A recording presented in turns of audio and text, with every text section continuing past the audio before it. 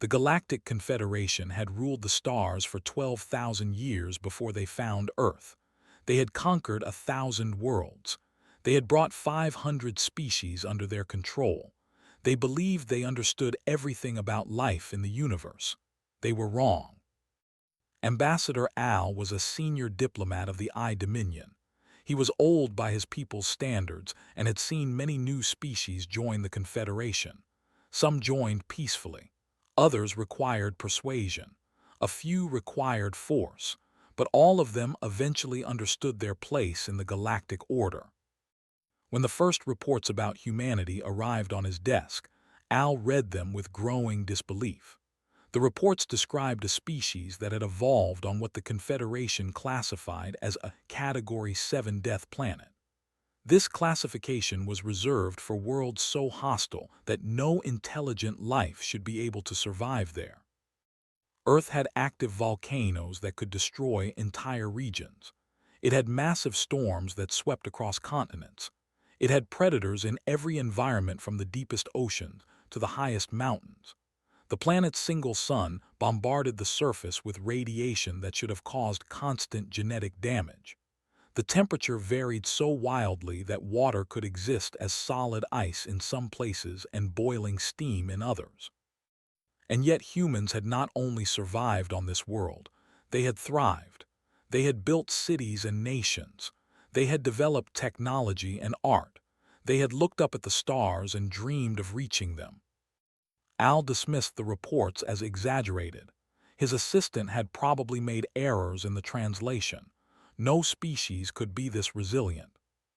The first contact team arrived on Earth 3 months later. They landed their silver ship in a field outside a human city and waited for the natives to approach. The Confederation had done this hundreds of times before. The pattern was always the same. The primitive species would be frightened at first. Then they would be awed. Then they would submit to the clearly superior civilization that had come to guide them. Humans did not follow the pattern. Commander Jake was among the first to approach the alien vessel. He was a tall man with steady hands and calm eyes. He had served in the United Earth Navy for 20 years. He had seen combat. He had lost friends. He had learned that the universe was rarely kind to those who showed weakness. When the aliens emerged from their ship, Jake did not fall to his knees in awe. He did not run away in terror. He simply walked forward and extended his hand in greeting. The aliens did not understand the gesture. In their culture, exposing an empty hand was a sign of surrender. They recorded in their reports that the first human they met had immediately submitted to their authority. This was their second mistake. 200 human delegates traveled to the Galactic Council to formalize first contact. They sat in a vast chamber surrounded by representatives of dozens of species. The ceiling was so high it disappeared into darkness. The walls were covered with symbols representing 10,000 years of Confederation history. The council chairman rose to speak. He was an ancient eye with 4 eyes and skin like polished stone. His voice echoed through the chamber as he announced the council's decision. Humanity would be granted protected species status. This was a great honor, he explained.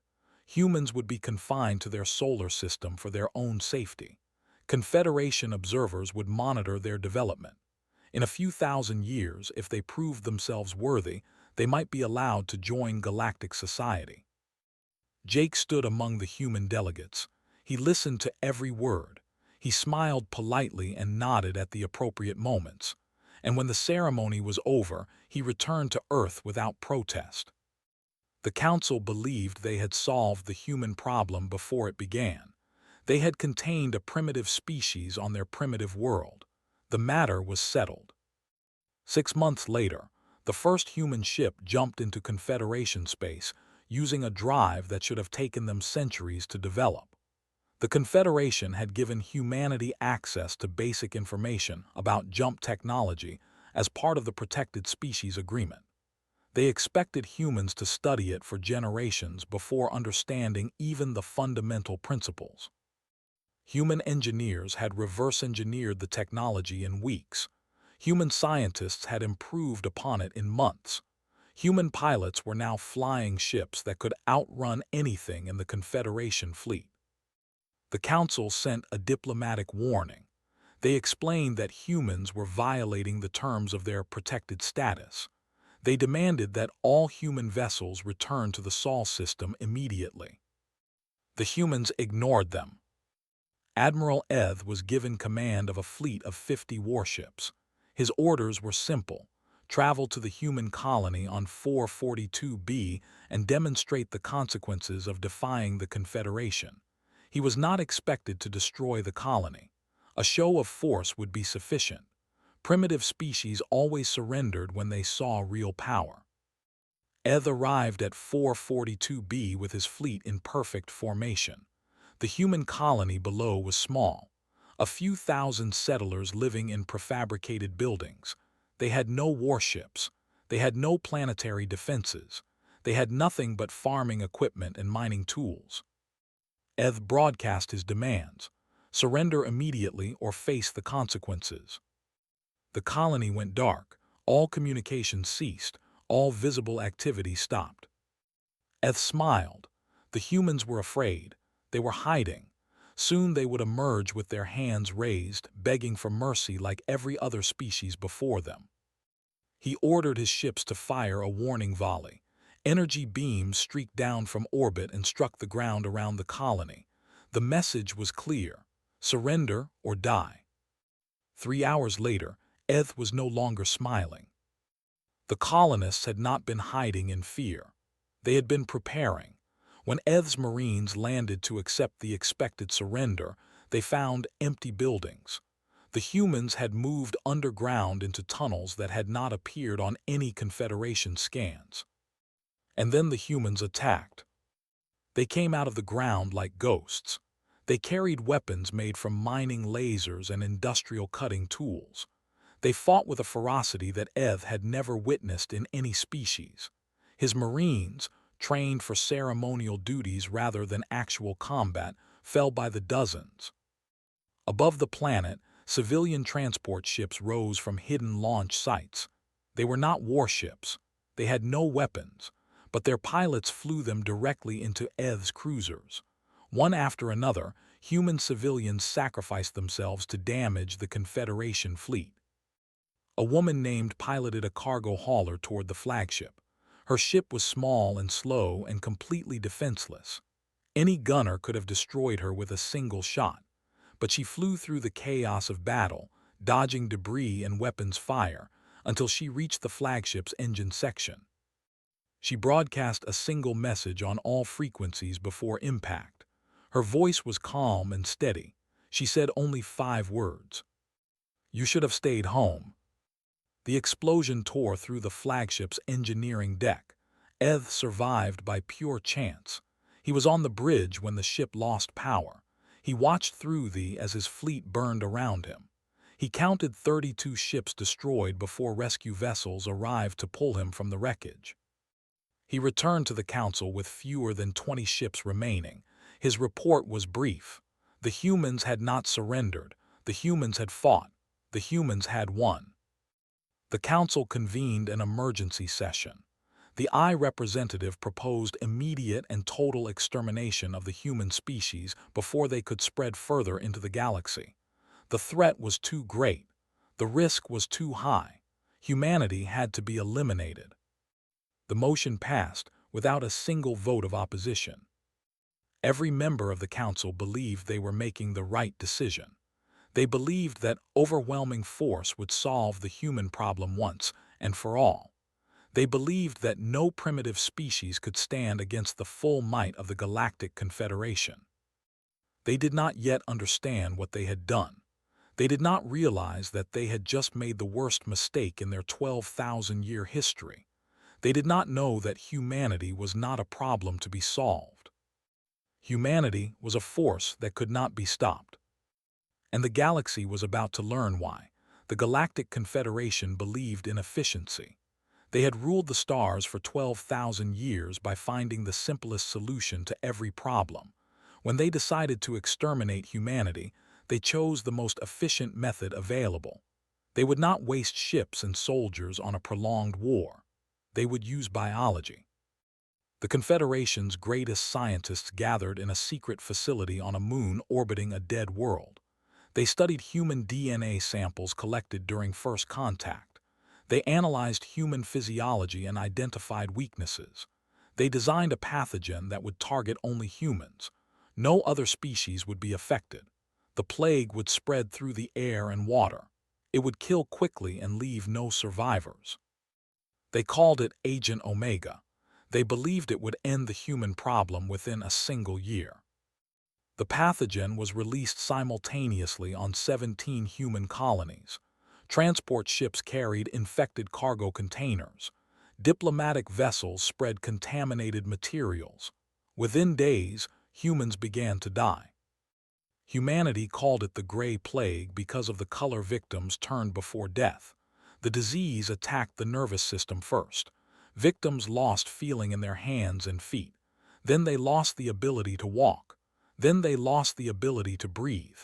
Death came within 72 hours of infection. 30 million humans died in the first wave. The Confederation monitored the spread of the plague from a safe distance. Their scientists predicted total extinction within 6 months.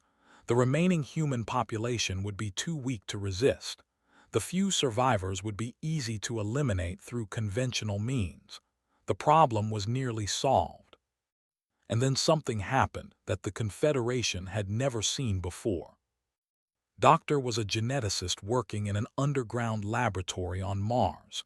He was 43 years old with tired eyes and steady hands. He had spent his career studying diseases that no one else wanted to touch. When the Gray Plague reached Mars, he did not evacuate with the other civilians. He stayed in his laboratory and began to work. Did not sleep for the first 48 hours. He ran blood samples through every analyzer he had. He studied the pathogen's structure under microscopes that could see individual molecules. He compared it to every known disease in human history. By the end of the second day, he understood what the Confederation had created. It was elegant in its cruelty. The pathogen had been designed to evolve faster than human immune systems could adapt. Every time the body developed antibodies, the plague would change and attack from a new angle. But notice something the Confederation scientists had missed. The pathogen needed a specific protein to reproduce. Without that protein, it could not spread within the body. Human cells produced this protein naturally, but there was a way to block its production. Called his team together. There were only 6 of them left. The others had fled or died. He explained his theory and showed them the data.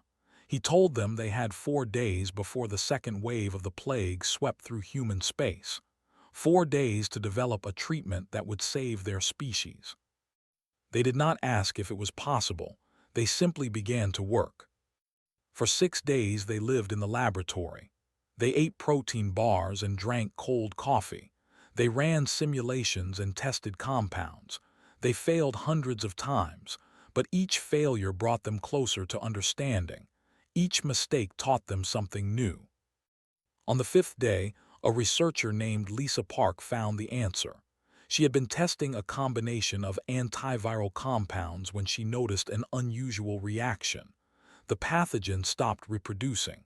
It did not die, but it could no longer spread. The human immune system could handle the rest. They synthesized the first batch of the counteragent within hours. They tested it on infected volunteers who had accepted that they were going to die. Within 12 hours, the volunteers were showing signs of recovery. Broadcast the formula to every human colony on an open channel. He did not care if the Confederation intercepted it. Speed mattered more than secrecy. Human scientists across settled space began producing the counteragent in every laboratory they could find.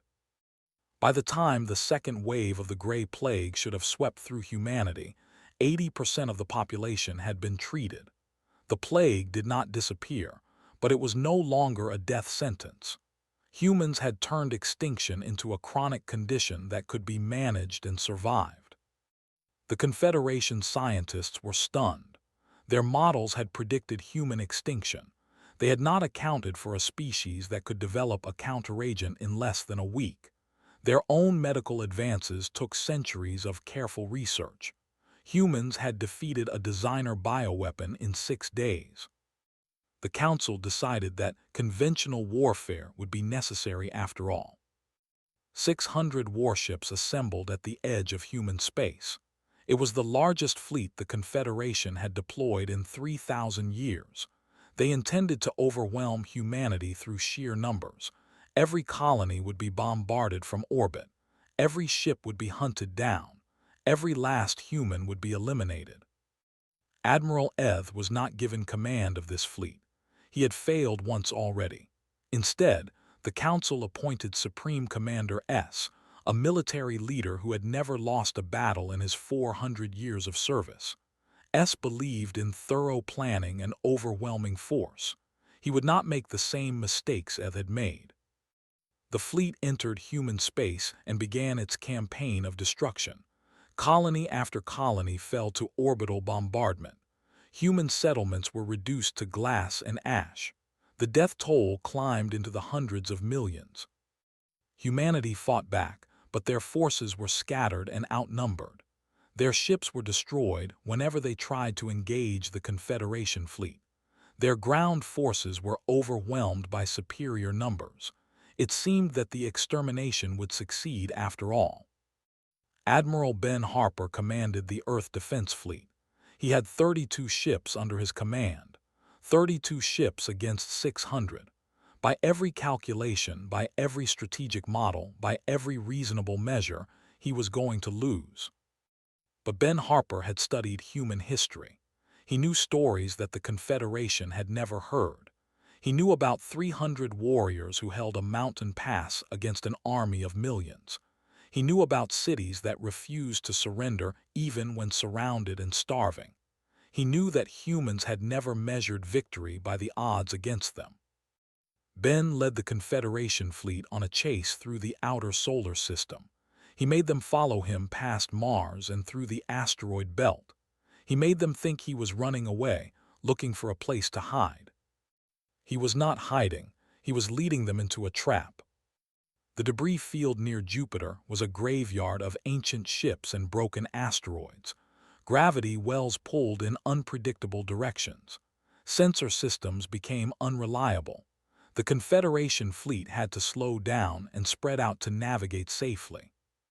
That was when Ben attacked. His ships emerged from hiding places within the debris. Human Marines launched boarding pods at enemy vessels. They crashed through airlocks and fought their way inside. They carried rifles and grenades and knives. They were ready to die. The Eye had evolved beyond physical violence. They had not fought hand-to-hand in thousands of years. Their soldiers were trained to operate weapons systems, not to wrestle with enemies in dark corridors. They did not know how to handle an opponent who was willing to bite and claw and fight with bare hands if necessary. Humans did. The Battle of Jupiter lasted for 18 hours. When it was over, the Confederation had lost 400 ships. Their Supreme Commander S was dead, killed when human Marines stormed his bridge. The survivors retreated in disorder, unable to believe what had happened. Ben Harper broadcast a message to the Galactic Council. His face was covered in blood and his voice was hoarse from shouting orders. But his words were clear. We are not a protected species. We are not prey. We are not going to die. Send your next fleet and we will teach them the same lesson. Send 1,000 fleets and we will destroy them all. You started this war, but we are going to finish it. And when we do, you will remember that humanity does not surrender. Humanity does not give up. Humanity survives. The Council did not respond. They were too busy trying to understand how everything had gone so wrong. They had tried disease. Humans had cured it. They had tried overwhelming force. Humans had defeated it. They had expected submission. Humans had given them defiance. The human problem was not getting smaller. It was growing. And the galaxy was beginning to realize that there might not be a solution at all. 5 years had passed since the Battle of Jupiter. The Confederation had tried everything they could imagine to destroy humanity. Nothing had worked. The human problem had become an obsession that consumed the Council's every waking moment. After the failure of their military campaigns, the Council turned to more subtle methods. If they could not defeat humanity through open warfare, perhaps they could eliminate their leadership through assassination. Without commanders and scientists and politicians, human society would collapse into chaos. The survivors would be easy to control. The Syndicate had existed for 8,000 years. They were not soldiers or warriors. They were artists of death. Their assassins could infiltrate any security system, bypass any protection, and eliminate any target. They had never failed a contract in their entire history. The Council offered them more wealth than most planets produced in a century. The Syndicate accepted. 12 of their best operatives were sent to Earth. Each one had killed hundreds of targets across their careers. Each one was a master of disguise, poison, and silent violence. They entered human space through hidden routes and made their way to the surface without detection. 3 of them were captured within 6 hours of landing. Humans had developed detection methods that the Syndicate had never encountered. Security systems tracked biological signatures that could not be faked. Surveillance networks covered every corner of every city. The 3 assassins were identified the moment they stepped off their transport and taken into custody before they could reach their targets. 2 more were killed by ordinary citizens. A retired schoolteacher named Maria was watering her garden when she noticed a stranger trying to break into her neighbor's house. She recognized the unusual movement patterns from news reports about the alien assassins. She went inside, loaded her late husband's hunting rifle, and shot the assassin through the kitchen window. The other was killed by a construction worker who hit him with a pipe wrench when the assassin made the mistake of asking for directions to a government building. The remaining 7 were hunted down by a security team led by Agent Tran, was 34 years old with sharp eyes and a sharper mind. She had spent 10 years studying alien behavior and movement patterns. She knew how each Confederation species walked, talked, and thought. They moved like predators. They were graceful and efficient, never wasting a single motion. But they were also predictable. They followed optimal paths. They made logical decisions. They did not understand improvisation. Set traps that exploited this weakness. She created situations with no optimal solution. She forced the assassins to make quick decisions in confusing environments. One by one, she tracked them down. One by one, she ended them. When asked how she had defeated the greatest assassins in galactic history, simply shrugged. They moved too predictably, she explained. They did not know how to adapt when things went wrong. Humans spent their entire lives dealing with things going wrong. It was practically a natural talent. The Syndicate dissolved rather than face further humiliation. 8,000 years of perfect success had ended against a species that had only been in space for a few generations.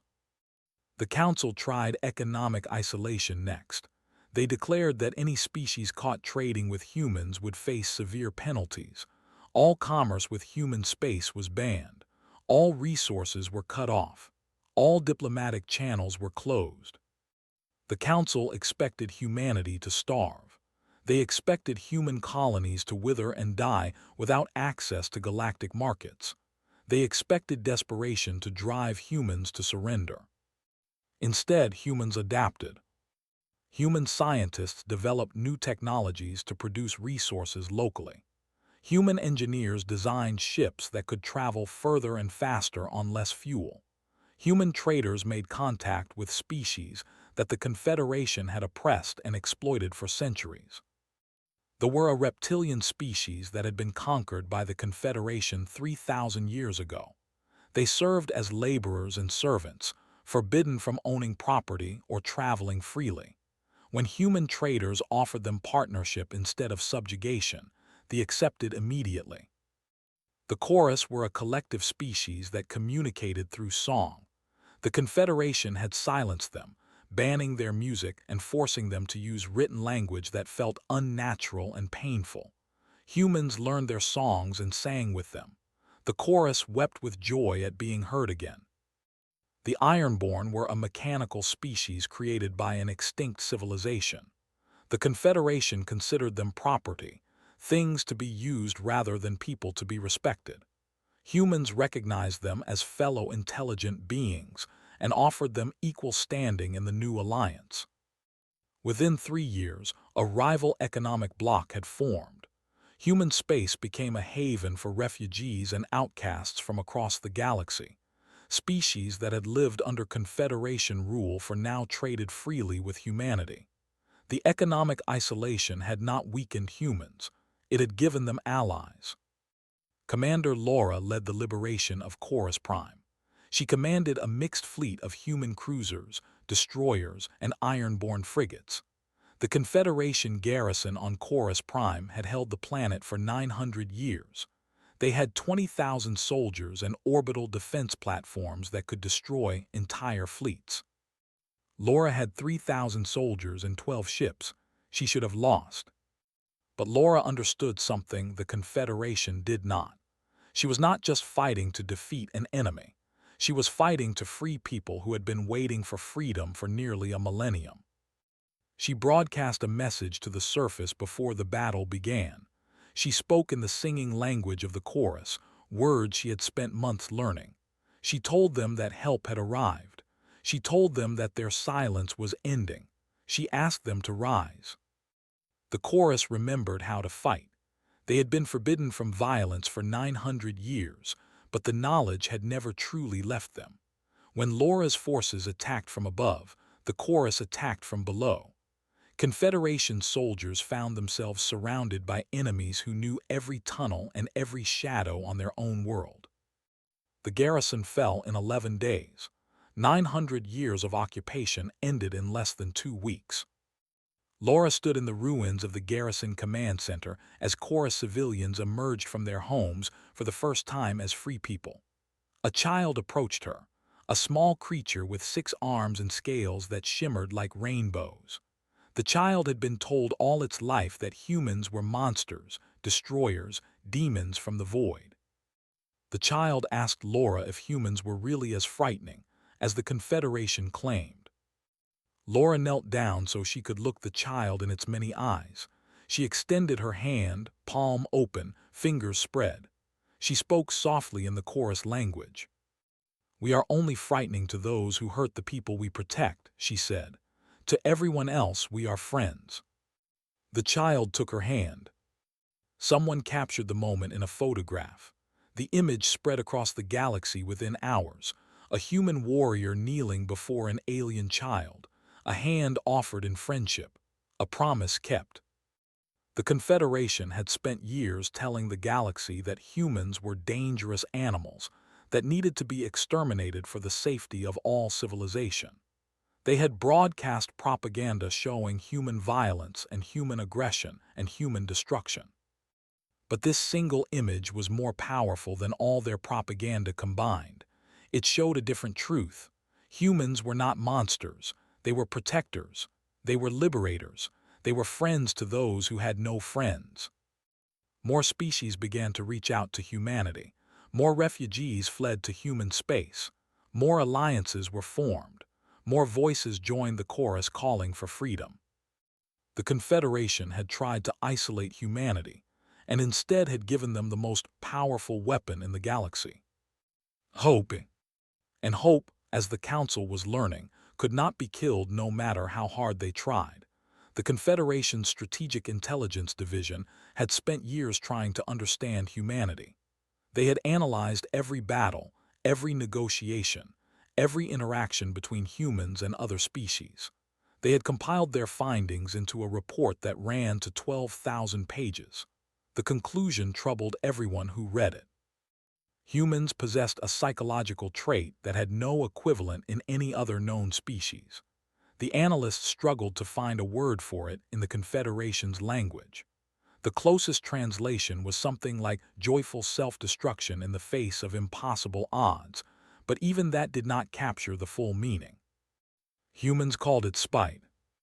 The report explained that most species in the galaxy behaved according to rational self-interest. When faced with certain defeat, they surrendered. When survival was clearly impossible, they accepted death with dignity and tried to negotiate favorable terms for their descendants. This was logical. This was reasonable. This was how civilized beings behaved.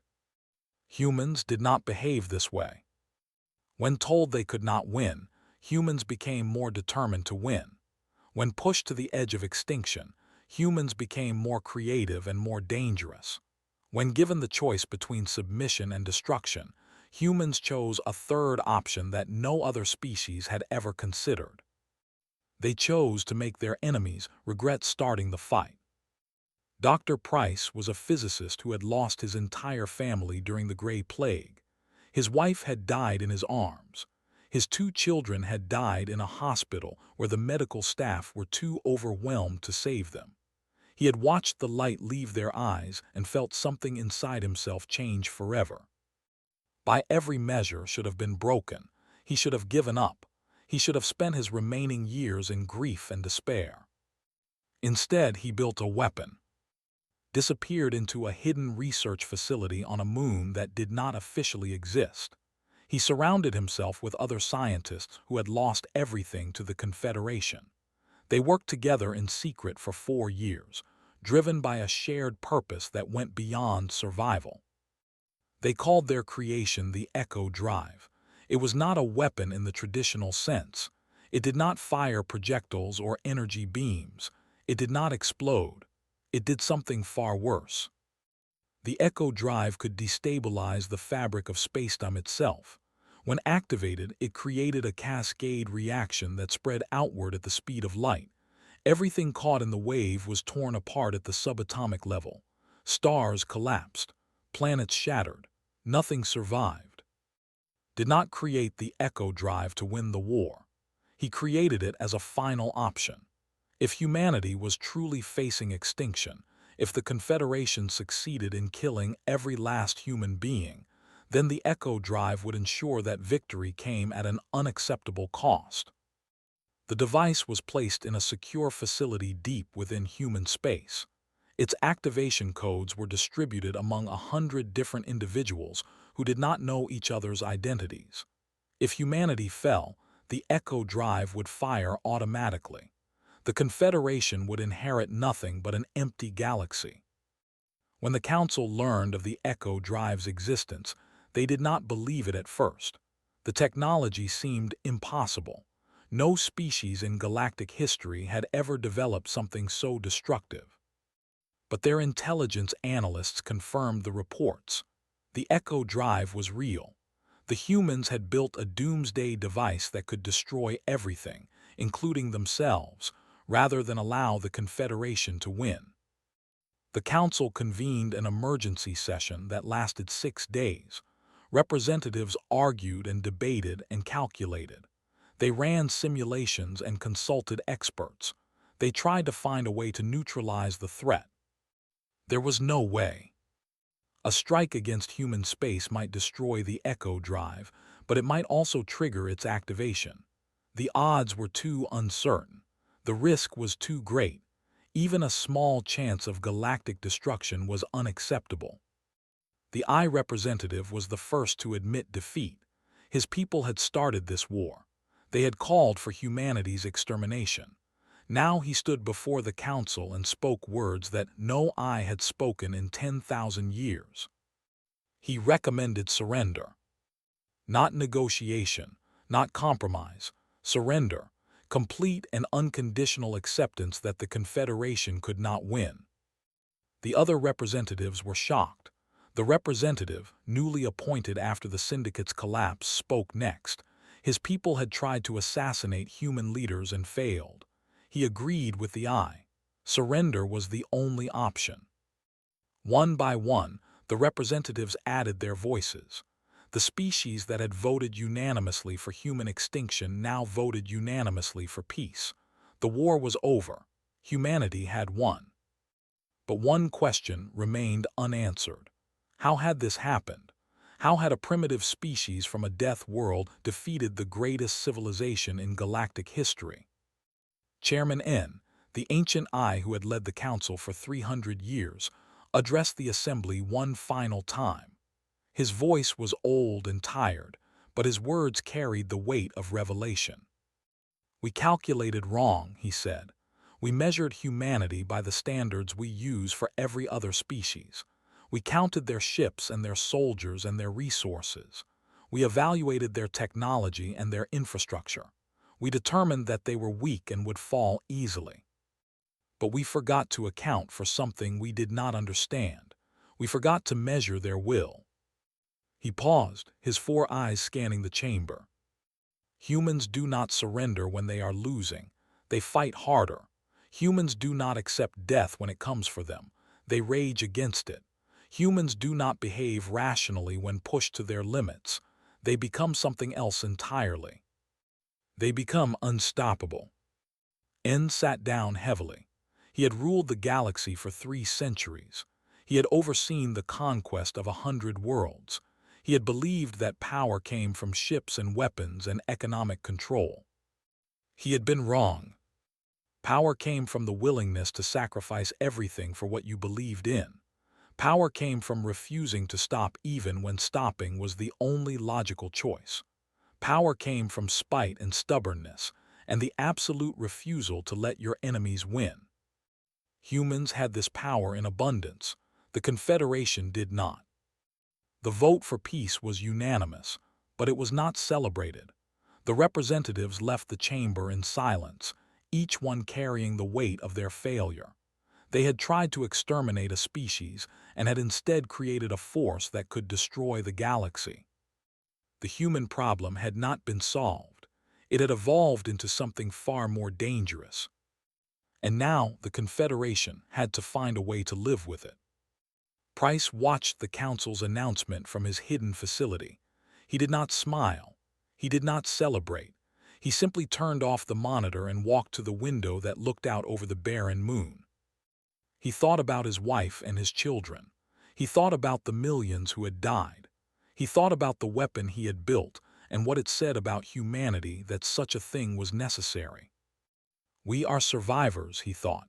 "We will do whatever it takes to keep surviving, even if it means becoming something terrible."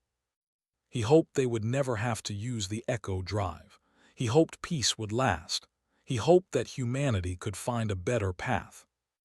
But if the Confederation ever broke the peace, if they ever tried to finish what they started, knew that humanity would be ready. They would always be ready. Because that was what it meant to be human. The Treaty of Saul was signed on the 23rd anniversary of First Contact.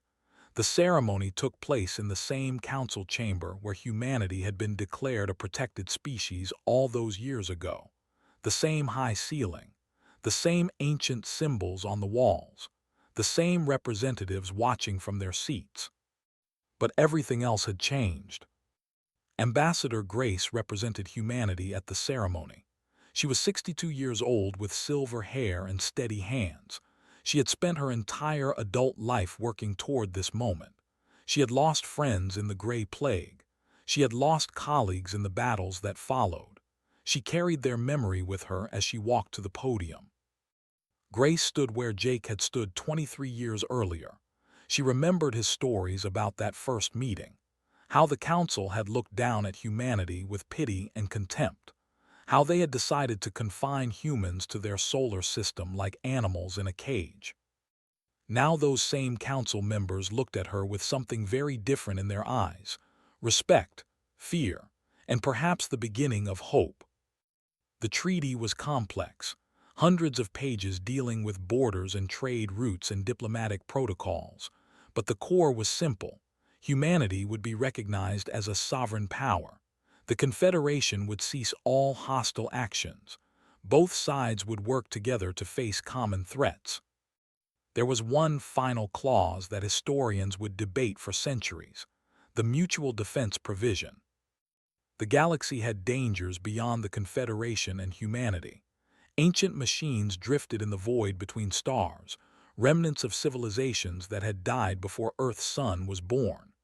Hostile entities watched from outside known space, waiting for weakness. Cosmic phenomena threatened all life regardless of species or politics. The Confederation had faced these threats alone for 12,000 years. They had lost ships and soldiers and entire worlds. They had survived, but barely.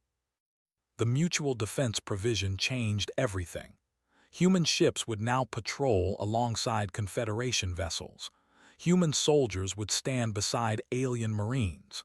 Human ingenuity would be directed outward, toward the darkness, instead of inward, toward revenge. Grace signed the treaty with a pen that had belonged to her grandfather. He had been a diplomat too, back on Earth, before first contact. He had taught her that the greatest victories came not from defeating your enemies, but from turning them into friends. She hoped he would have been proud. Admiral Ben Harper attended the ceremony as an observer. He was 68 now, gray-haired, and from battles that most people only read about in history books. He had commanded the defense of Earth. He had led the charge at Jupiter. He had become a legend without ever wanting to be one. Sitting beside him was Admiral Eth, the only survivor of that first battle at 442b. They had been enemies once. Eth had tried to force humanity into submission. Ben had made him watch his fleet burn. By all logic, they should have hated each other until the day they died. Instead, they had become friends. It started with secret messages during the war. Eth had reached out through back channels, trying to understand the species that had humiliated him. Ben had responded out of curiosity. Their correspondence had continued for years, hidden from both governments. They had discovered that they had more in common than either had expected. Now they sat together as the treaty was signed, two old soldiers watching the birth of a new era. "Do you understand now?" Ben asked quietly. Eth considered the question for a long moment. His 4 eyes blinked slowly as he chose his words. "I understand that we were fools," he said. "We saw a species that had evolved on a death world and assumed they were weak. We thought that surviving such a hostile environment would make them fragile. We did not realize the opposite was true." "That is part of it," Ben agreed, "but there is more." He gestured toward the crowd filling the chamber. Laura was speaking with chorus delegates, her words accompanied by the musical harmonies that had once been forbidden. Price was shaking hands with a scientist, discussing research projects that would benefit both species. The daughter of, the woman who had rammed her cargo hauler into Eth's flagship, was accepting a medal on her mother's behalf. "We do not just survive," Ben said. "We connect. We adapt. We make friends in the strangest places. You tried to kill us and we responded by building alliances with everyone you had oppressed. You isolated us and we built our own civilization. You pushed and we pushed back harder. But we also reached out. We also offered our hands." Eth was quiet for a long time. "The human problem," he said finally. "That is what they called it in our military academies. The unsolvable equation. No matter how many variables we adjusted, the outcome was always the same: human victory." Ben smiled. "And what did your strategists conclude?" "That there was no conventional solution," Eth admitted. "Humans could not be defeated through force or disease or economic pressure. Every attack made them stronger. Every atrocity united them further. Every apparent victory only deepened their resolve." He paused. "Some suggested that the only solution was complete annihilation. Destroy every human, every colony, every ship. Leave nothing behind." "We had an answer for that too," Ben said. "You know about the Echo Drive?" "Yes," Eth made a sound that might have been a sigh. "The ultimate expression of human spite. If you could not survive, you would ensure that no one else survived either." Ben nodded. "That is who we are. We would rather destroy everything than let someone else win. It is not rational, it is not logical, but it is truth." "Then how does this end?" Eth asked. "How does the galaxy live with a species that cannot be killed and will not surrender?" Ben rose from his seat as the ceremony concluded. He stretched his old bones and looked up at the viewing ports that showed human and Confederation ships flying in formation together for the first time. "You stop trying to kill us," he said simply. "You stop treating us as a problem to be solved. You accept that we are here and that we are not going away. And then you discover something wonderful." "What is that?" "That the same traits that make us impossible to destroy also make us the best friends you could ever have. We are loyal beyond reason. We protect those we care about with everything we have. We never give up on the people we love." He extended his hand to Eth. It was the same gesture Jake had offered at first contact. It was the same gesture Laura had offered to a frightened child on Chorus Prime. It was the most human gesture there was. "Welcome to the Alliance," Ben said. "Try not to start any more wars with us." Eth took his hand. His grip was awkward. His species had not evolved for handshakes, but he held on tightly, and something passed between them that did not need words. "I have learned my lesson," Eth said. "The galaxy cannot kill humanity. Better to have them as friends than as enemies." Above them, the first joint patrol prepared to launch into the unknown reaches of space. Human pilots sat beside alien navigators. Human marines stood beside warriors and iron-born soldiers. The daughter of commanded a ship named in her mother's honor, leading a mixed crew into the darkness beyond known space.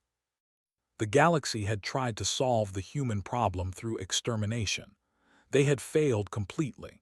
They had spent 23 years and countless lives learning a lesson that could have been taught in a single conversation. Humans were not a problem. Humans were a gift. And now the galaxy was ready to receive it. Grace finished signing the treaty and stepped back from the podium.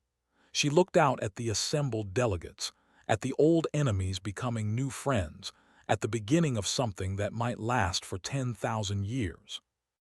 She thought about all the humans who had died to make this moment possible. She thought about the ones who were still fighting, still building, still hopping. She thought about the generations yet to come, the ones who would inherit this alliance and carry it forward into the future. "We made it," she thought. "Against all odds, against everything they threw at us, we made it." Outside the viewing ports, the joint fleet began its journey into the unknown. Human and alien ships flying together. Human and alien crews working side by side. Human and alien futures intertwined. The human problem had finally been solved. Not through death. Through partnership. And that made all the difference.